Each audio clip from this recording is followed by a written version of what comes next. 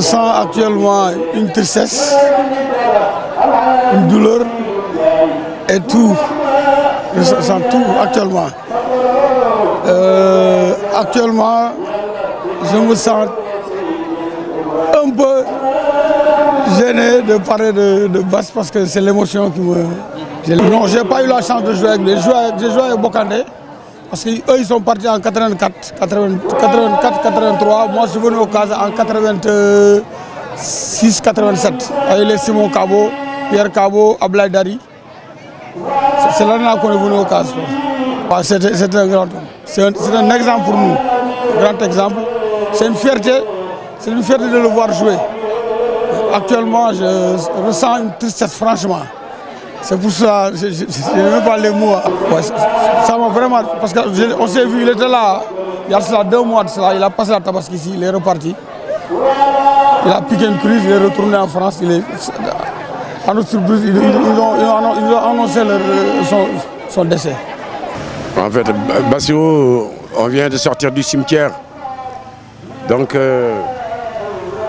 disons qu'on n'a pas encore digéré, on est un peu dans cette phase-là. Donc voilà, c'est vrai que si la mort avertissait les gens, on serait moins traumatisés. C'est le côté surprise comme ça qui rend la chose un peu plus traumatisante. Maintenant, Bassirou, il a bien vécu, on aurait souhaité l'avoir plus longtemps. Mais il a fait la plupart des choses qu'il aurait voulu faire. Donc en ce sens, on va continuer à prier pour lui et puis à s'appuyer sur ses valeurs d'homme et de footballeur. Choqué, peut-être pas, mais traumatisé certainement. Et puis de voir quelqu'un avec qui on a été aussi proche, qui nous a aidé à atteindre des objectifs insoupçonné, le voir tout d'un coup comme ça mis sous terre, cela nous permet quand même déjà de faire une introspection et puis de nous remettre en question sur beaucoup de choses. C'est sûr et certain que, comme on dit d'habitude, rien ne sera désormais plus comme avant, c'est certain.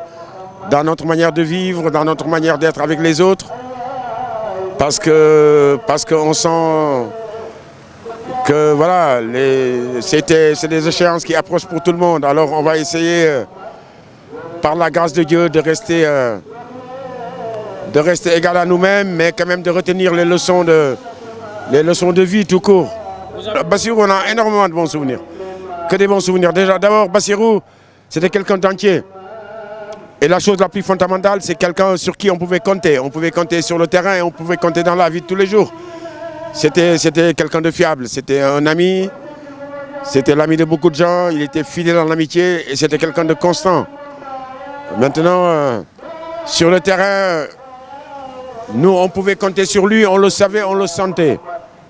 On savait que chaque fois que la balle, on l'a ramenée dans la zone adverse, il était capable à un moment donné ou à un autre de faire la différence. On le savait parce qu'on le vivait avec lui, on le voyait se préparer plus que les autres.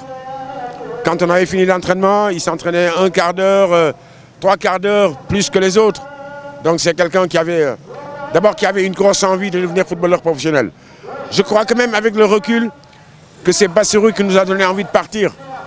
Pas parce qu'il est parti avant, mais parce que pendant 2 ou 3 ans avant nos départs sur l'Europe, c'est quelqu'un avec qui on parlait énormément de cette folle envie de partir et de tenter l'aventure professionnelle. Donc de ce point de vue-là, voilà, c'est quelqu'un qui nous a tout simplement boosté.